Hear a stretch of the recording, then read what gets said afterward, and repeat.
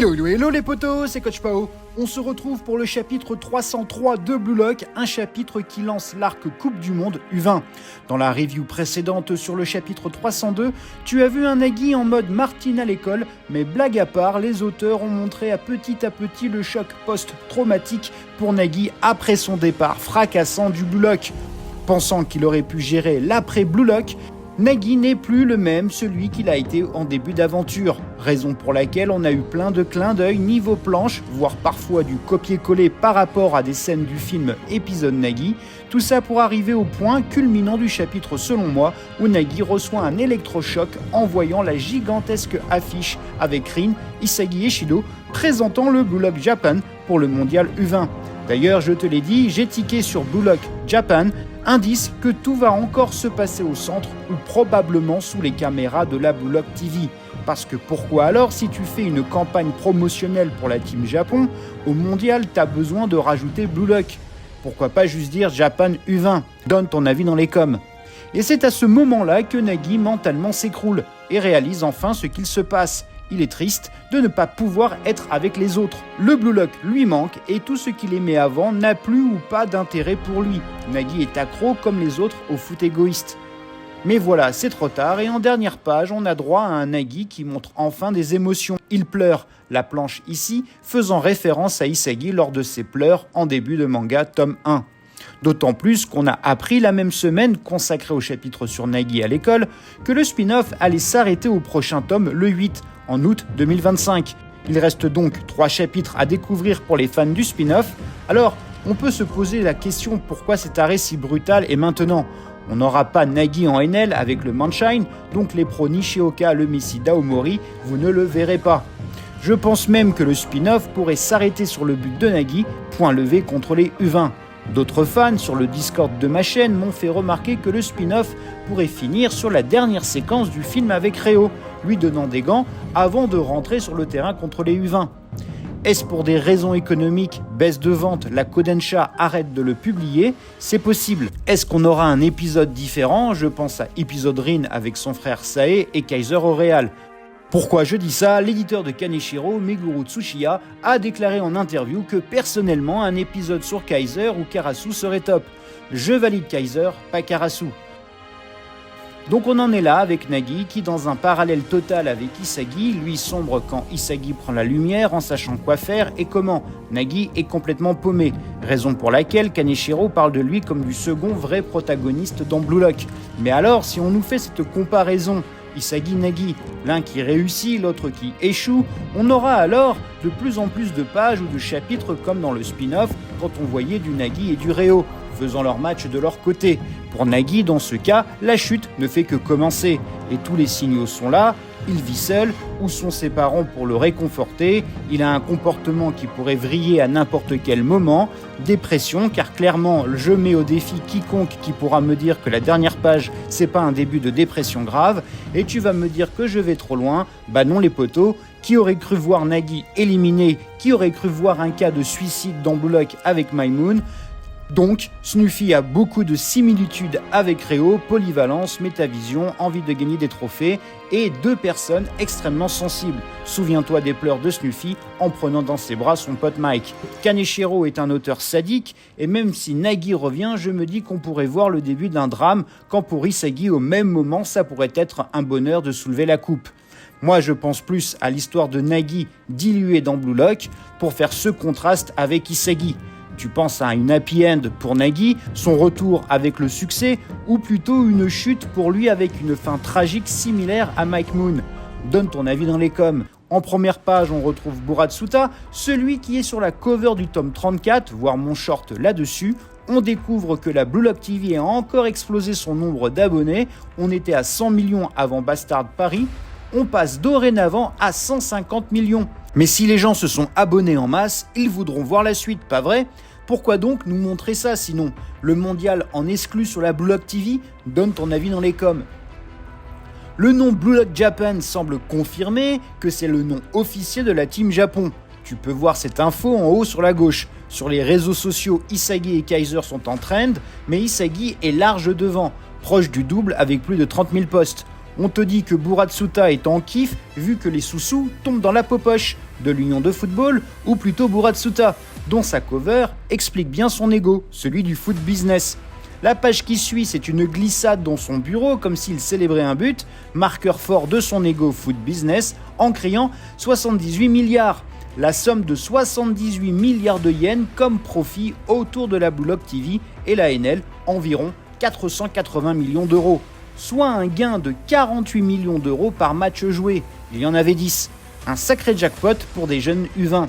Autre indice que l'aspect foot business va prendre de plus en plus d'importance en espérant que les auteurs mettent en avant les dangers de l'argent et de la célébrité pour nos Blue Lock, histoire de voir comment ils vont gérer tout ça.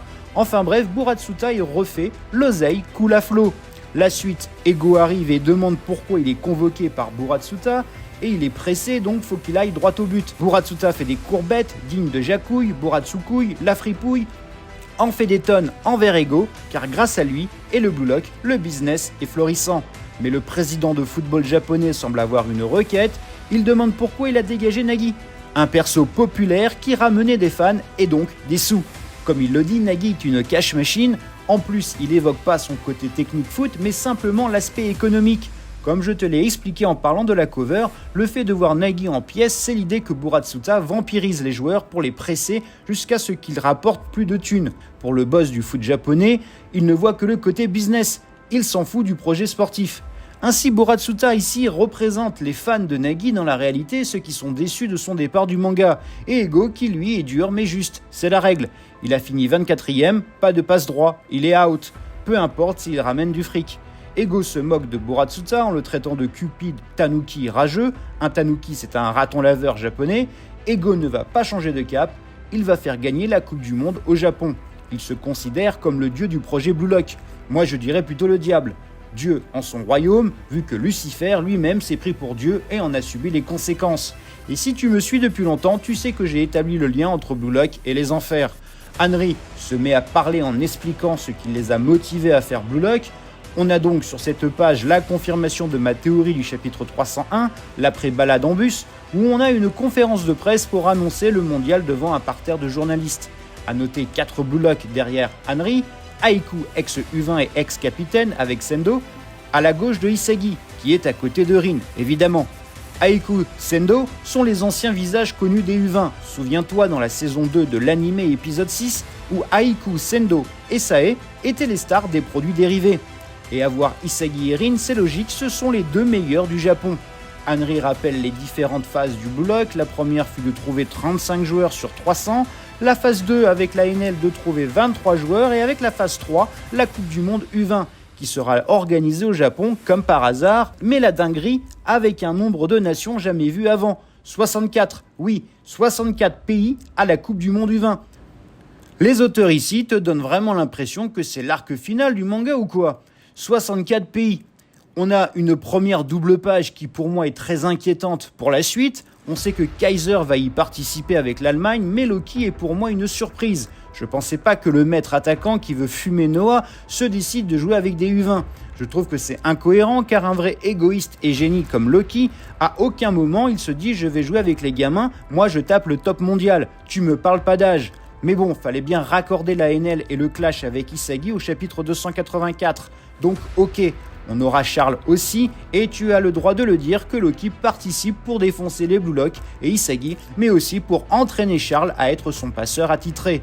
Tu apprends aussi qu'on aura au complet les 11 Next Gen, donc autre indice pour moi que cet arc pourrait être le dernier du manga Blue Lock comme on le connaît. On te dit qu'il a des adversaires nouveaux encore plus forts issus de 11 pays, Maroc, Chine, USA, Espagne, Égypte, Japon, Allemagne, France, Italie, Brésil et Angleterre. Bref, une double page promotionnelle pour le mondial avec un esprit graphique très néo-Egoist League ou l'annonce de ces 11 next-gen qui potentiellement viennent de ces pays avec les drapeaux. Les drapeaux pourraient juste dire que le monde entier sera au mondial et que rien ne connecte l'identité des next-gen au drapeau, sinon ça voudrait dire que Sae sera au mondial. Or, Ego a refusé le retour de Nagi et pour lui c'est 23, pas 23 plus 1, le plus 1 étant Sae. Et si ça prend une tournure inspiration NL, j'ai très peur qu'on ait le retour des règles de merde de la NL, dont les 3 buts de la victoire, mais ça pourrait aussi permettre le retour de certains coachs ou de persos World Team. Rappelle-toi, chapitre 205, quand Yuki Meya fait une pub avec Chris Prince, le maître attaquant lui dit qu'ils vont se revoir au mondial. Donc si c'est bien ce que je pense, les coachs et d'autres persos déjà vus comme la World Team pourraient faire leur apparition en Super Sub, Superstar, comme pendant la NL, surtout si tout est géré via la Blue Lock TV. D'autant plus que Henry, qui se mue en déesse prophétique de la victoire, Nikkei, d'où la marque de sport Nike, on a une autre déité qui se manifeste, Buratsuta, qui répond à Ego que c'est lui le dieu. C'est lui qui a poussé pour que le Japon organise le mondial. Ça va être donc au Blue Lock les potos. Il le dit, il a tout fait pour en récolter les fruits. Et c'est pourquoi il veut le retour de Nagi, en donnant un ordre à Ego. Page suivante, Ego radical au possible, sans compromis, si c'est ça, il quitte le job, il démissionne. Pour lui, son job, c'est de suivre son plan, faire triompher le Japon en Coupe du Monde. Là aussi, indice inquiétant, on dirait que c'est l'objectif final, ce mondial U20, mais plus le mondial senior. Les auteurs auraient changé d'avis pour finir le manga plus rapidement ? Ego le dit, pas de retour de Nagi. Il a ses 23 et pas un de plus. Donc l'idée que les drapeaux matchent avec les next-gen tombe à l'eau, vu que le drapeau japonais est présent. Ce qui suppose Sae, seul next-gen japonais connu. Si Ego dit on va au mondial avec ses 23, c'est que la théorie Sae c'est finito. Et Ego parle enfin de la fameuse promesse faite à Buratsuta, de sélectionner 23 joueurs seulement. Résultat, Ego refuse catégoriquement le retour de Nagi, ce qui fait enrager Buratsuta. Et enfin, un journaliste un peu footix, ça doit être l'équipe TV, lui, tout sourire, veut voir les duels Loki contre Rin. Un autre, Kaiser contre Isagi. En tout cas, tous les next-gen vont jouer contre Blue Lock Japon. Et autre chose qui me fait tiquer en pensant que cet arc mondial U20 est le dernier du manga, c'est la tournure de la réponse de Henry. Elle dit oui au début de la Coupe du Monde U20, c'est un tremplin, en gros un truc que le grand public se fout. Mais là, avec la Neo Egoist League et la Blue Lock TV, ce n'est plus la petite Coupe du Monde, mais la vraie. Tu vois comment les auteurs retournent le truc en utilisant Henry pour annoncer l'arc final de l'œuvre. Elle le dit, la Coupe du Monde U20 sera du même niveau que la Coupe du Monde Senior. Et ça, pour moi, si les auteurs disent ça, c'est que ça sent la fin du manga. Et comme le dit un journaliste, ce mondial va être comme un Super Big Koishien. Au Japon, il s'agit de 2 tournois annuels de baseball de lycéens dont la finale se joue dans le Koishien Stadium. Donc, transposé au mondial U20, je théorise ceci. 2 groupes de 32 nations.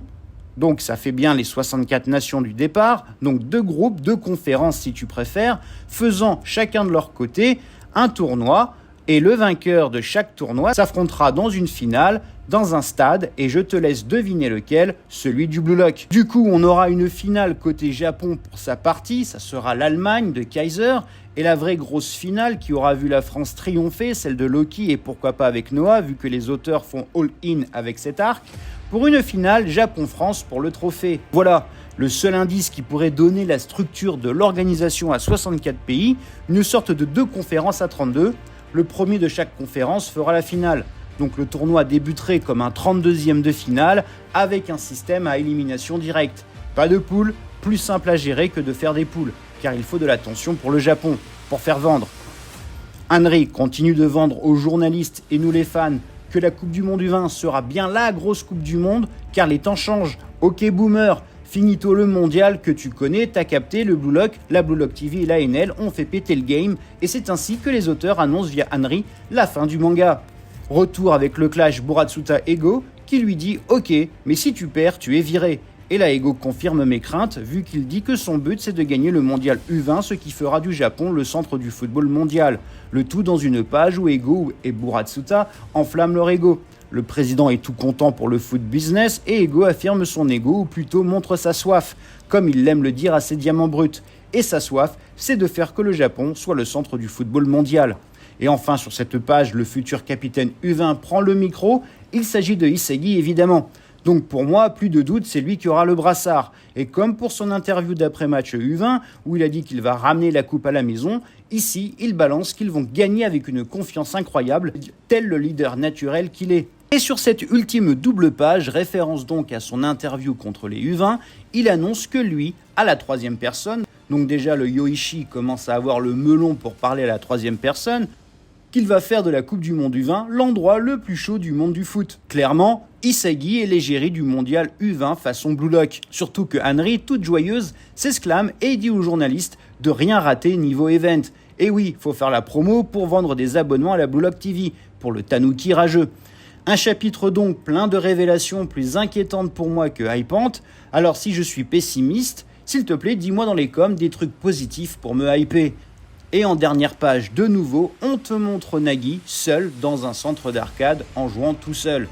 Mais voilà, il a encore perdu au jeu vidéo, en l'occurrence un jeu de baston, histoire de dire qu'il n'a plus de force pour se battre. Nagi est donc au bout du rouleau, comme tu peux le voir avec son regard de chien battu. On te dit qu'il reste 47 jours avant le mondial. Alors, on s'arrête là-dessus. Pour moi, je pense que les auteurs vont diluer l'histoire de Nagi dans celle de Blue Lock et Isagi, comme le spin-off l'avait fait avec Reo. Sauf que Kaneshiro va peut-être faire un truc incroyable, raison pour laquelle il a dit que Nagi est le second protagoniste. Il va montrer la dualité de ce que peut provoquer le football égoïste. Autant la gloire et la réussite, la lumière avec Isagi, et l'échec, la dépression et les ténèbres avec Nagi. Souviens-toi, on a vu Mike Moon se suicider. Serait-ce la même fin à venir pour Nagi ? Raison pour laquelle il avait la tête de mort comme symbole ? Kaneshiro, via son manga Foot Shonen, pourrait-il introduire la thématique du suicide avec Nagi ? Personnage populaire qui, s'il fait ça, serait une onde de choc incroyable car cela mettrait en avant un fléau bien réel chez les jeunes au Japon, le suicide. Et si tu veux sauver des jeunes du suicide, fans de Blue Lock et de manga, quoi de mieux que de sacrifier un perso super populaire pour faire prendre conscience les plus fragiles de ne pas baisser les bras en se souvenant de ce qu'il s'est passé pour Nagi. Et le pic de tout ça serait au moment où Isagi soulève le trophée. Nagi, lui, serait entre la vie et la mort. Un sacré choc, mais ça ferait de Blue Lock un manga révolutionnaire dans l'approche du sport, du football et du shonen. Et combien de fois Blue Lock a été décrit comme voulant révolutionner le manga sport ? Des centaines de fois. Bien sûr, tu vas me dire que je vais trop loin, mais qui aurait parié sur son élimination ? Qui aurait cru voir un mort dans Blue Lock comme Mike Moon ? Ou, si tu es comme moi, avoir de plus en plus le côté business dans l'œuvre ? Aurons-nous via Isagi les débuts de conséquences néfastes de la célébrité et de l'argent sur nos Blue Lock ? Ou alors, happy end, Nagi revient via Red Arc avant le début du mondial, vu que le titre du prochain chapitre va s'appeler The Patron of Dreams, le patron des rêves. S'agit-il de Red Arc ou d'un surnom d'un nouveau next-gen ? De plus, on nous a donné un compte à rebours de jours, comme si les 47 prochains jours étaient capitaux pour l'avenir de Nagi. La réponse dans la prochaine vidéo. Blue Lock est sans pitié, seul le plus fort survivra. Voilà, c'est tout pour aujourd'hui, tu peux ranger tes crampons et on se retrouve très prochainement pour parler des arcs narratifs, des joueurs, des équipes, des théories, de l'animé. Il y a tant à dire sur Blue Lock, commente, like, abonne-toi, c'est important pour faire vivre cette communauté. Merci infiniment, Panenka et Sombrero, allez ciao.